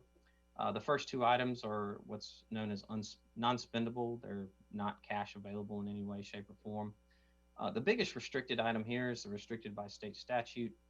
This is a formula driven by GS 159 that states that you cannot appropriate more funds than you have on hand. So it's cash minus current liabilities for the most part, and does not take into account receivables. So the other parts of your fund balance consist of committed. These are items that are committed by the council, and then the assigned fund balance are any policy items that are in place, as well as anything that has been set aside by the city manager and his team and upper management. And then you'll see that the city has about $7.6 million in full unassigned general fund balance. This is where this is important. As you can see, that compared to other sized cities, and when I say other sized cities, just to give you a little bit more clarity, that's any city over 50,000 in the state, 50,000 people in population in the state that do not have an electric system, or excuse me, that do have an electric system within. So as you can see, the percentage of fund balance in reserve as it compares to the total expenditures from the previous year is improving, and it is better than a lot of your similar sized cities. Statewide, it's a little bit lower, but that is anticipated given that the magnitude of the dollars that a city of the size of Fayetteville spends compared to maybe some of your friends down the street that are not quite so large. This here is just to calculate your legal debt margin. In the state, you're only allowed to issue debt up to 8% of your total assessed property value. I will say that the debt margin at this point is quite in a very good situation. And I will show this as a percentage of a legal debt margin as it is relates to the actual debt outstanding to other cities that are 100,000 people and over. You'll see that the city of Fayetteville is very well positioned from a debt perspective. So, and like I said, I will go back and say this is from 2019, given that the numbers are not available from 2020. In addition to the financial results, as auditors, we are required to issue several types of compliance reports. We are required to issue a report in accordance with government auditing standards on compliance with laws, regulations, grants, contracts, and where there is where we also issue any significant deficiencies or material weaknesses in internal control that we would find. We also issue opinions on your compliance with the federal and state grants that you have in accordance with the Uniform Guidance and the State Single Audit Implementation Act, as well as the fair presentation and compliance with the Passenger Facility Charges Program statements. So there's several other things going on that come into play when we perform the audit. This year for our single audit, which includes both federal and state programs, we tested the CDBG, the Coronavirus Relief or CARES Act funds, and then FEMA from a federal perspective. And from a state perspective, we tested the PAL bill and the state aid for airport programs. As part of what we do with not only our report on government auditing standards, where we report deficiencies in internal control, we also look at deficiencies related to, as it relates to your compliance with federal and state grants, as well as the Passenger Facility Charge Program. I'll skip to the best part about this because this is usually saying that there's been a problem or that there's an issue, is that in 2020, we did not have any material weaknesses or significant deficiencies to report in either our report on internal control and compliance as it relates to the financial statements or as it relates to the Uniform Guidance, Single Audit Implementation Act, or the Passenger Facility Charge Program. The last part of the presentation goes into the required communications to those charged with governance, what auditors commonly call the AUC 260 or SAS 114 letter. These are just required communications that came into play after the WorldComs and Enrons of the early 2000s, late 90s, whereby had those charged with governance had known a little bit more about what was going on during the course of an audit, that these major audit failures might not have occurred. So I'll hit the high points here. Is that really the most important one is that the city didn't adopt any new accounting policies or new Government Audit Accounting Standards Board statements this year. The GASB issued a rush statement number 95, which delayed the implementation of all statements that had been issued by 12 months, except for statement number 87, which was delayed by 18 months. And I'm sure if you were to speak to Mr. Toland about this, he would be very happy to know that that one had been delayed a bit more. With that, we had no significant or unusual transactions that we noted. We had no audit adjustments. We are not aware of any uncorrected misstatements throughout the financial statements that are not clearly trivial. We had no disagreements with management, and we did not encounter any significant difficulties while we were performing the audit. So that concludes the major portion of my, all of the presentation. But I would like to add just a couple of things here. We would not be able to have done what we were able to do this year without the diligent work of Mr. Toland and his team. Given that everything this year was all remote, it really, they really stepped up, and it made it a much easier situation for us. I'd also like to point out that in their preparation of their comprehensive annual financial report, I just want to make sure that it's noted that it was one of the cleaner ones that I had ever seen come from a city's finance department. I'm sorry, I didn't hear that. What was that, sir?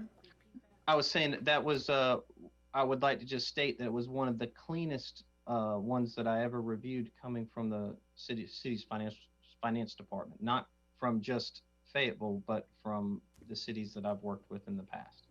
It was I'm commending him. It was a very good job. So, and then the last little piece I'd like to add on that related to the timing of the audit report this year, I would like to point out that not only was RSM, but Mr. Toll and his team ready to issue this report in November, even given with the difficulties of having to do everything remote. However, because the CARES Act funds were a major program this year, the Government Audit Quality Center advised auditors not to release single audit reports until the Office of Management and Budget issued their compliance supplement addendum to denote the requirements for testing that program. And that addendum was not released by the OMB until the evening of December 22nd. So until that point, there was no way that we could issue an audit report without being out of compliance with one of our major governing bodies. So with that, I'd be glad to take any questions. Thank you, Mr. Beitner and finance team. Great job. So we do have a couple of questions, but I just wanted to recap and make sure I understood what you said. This is a clean report, one of the cleanest you've seen. The fund balance had actually gone up, and it's a little above comparable size cities. Debt is a little lower, so all of that equals good financial strength is what I assume, right? Yes, sir. Your assessment's correct. That's exactly what I was speaking to. Okay, thank you. Councilman Davis. Thank you, Mr. Mayor. Mr. Beitner, could we go back to slide 17 one more time? Certainly. If you could help me out 1 second. Could you re-explain? Is this the slide you were looking for? Yeah, that's it. Could you re-explain to us, just highlight again what that says in terms of 2.8 for relative to so that your total outstanding debt as it relates to what your legal debt limit is. So the North Carolina general statutes allow for that 8% legal debt margin. So based on the value of the property. So your total debt sitting at 31 million, that is bonded debt that's not tied to any other revenue stream, that's backed by the full faith taxing power of the city. As a percentage of your legal debt limit is, as you can see from this slide, the lowest among these 8 cities presented here that are your similar sized cities in North Carolina. Thank you. And what, so from your experience, how does that potentially impact large companies and other things that cities like ourselves are looking to do in terms of growth? And what does it say about the potential for growth as a city when a company looks at that? Well, from a growth perspective, I really can't speak to that from I would say growth from external parties coming in to look at it. But what it means is that the city has plenty of room to issue general obligation debt to work on any projects, any joint projects, anything of that nature. So there's not going to be a limit on what you can really look at when it comes to infrastructure improvements and that sort of thing. There is a limit, but you just have a lot more space than say your peers in the state. Thank you. And I just want to again reiterate what the mayor said. Mr. Toller, Doug, staff, Mr. Mayor, council, good job overall. I like that. It's good. Well, Jay wears great socks, so that's probably Those where were it nice socks. starts. All right, Councilman Dawkins. Mr. Mayor, I was prepared to make a motion to accept, but I'll defer and if there are other members that want to have questions. I didn't know if you had any other lights. No. All right, Mr. Mayor, first off, as your chairman of the Audit Committee, I work with some great folks, one being the interim assistant city manager / chief financial officer Tolan. I'm always pleased when city manager Hewitt and city attorney McDonald participate. They take this very seriously. This is our financial audit, and it speaks to the financial health of the city. Along with other members of the audit committee, besides Elizabeth Summerendike and her team, we have council member Yvonne Kinston, we have council member Larry Wright, and then we have two folks that are not involved with the city. One is Amy Samperton, and she works at Fayetteville Technical Community College, and then Mr. Ron O'Brien, retired Army, and I believe he also works but he's an accountant at Fayetteville Tech. So with that being said, and thanking the group for their hard work, I'd like and thank Mr. Bittner. Robbie has worked mighty hard, and you're right, it's all, it's nothing in person, and it's all virtual and studying lots of numbers. So with all that being said, a motion to accept the PB Mayors LLP, formerly RSM, audit of our city finances. That's a motion to accept. So there's a motion by Councilman Dawkins. There was a second by Councilmember Hare to accept the report. Any discussion on the motions? All right, Council, I'll look to you for your votes.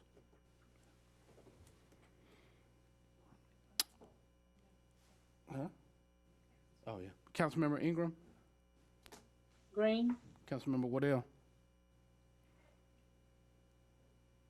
Green. Councilmember Wright? Green. Councilmember Banks McLaughlin? Green. Councilmember Kinston? Green. Madam Clerk, that is unanimous. Motion carries. All right, Council, look to you for a motion to adjourn. All right, have a good evening.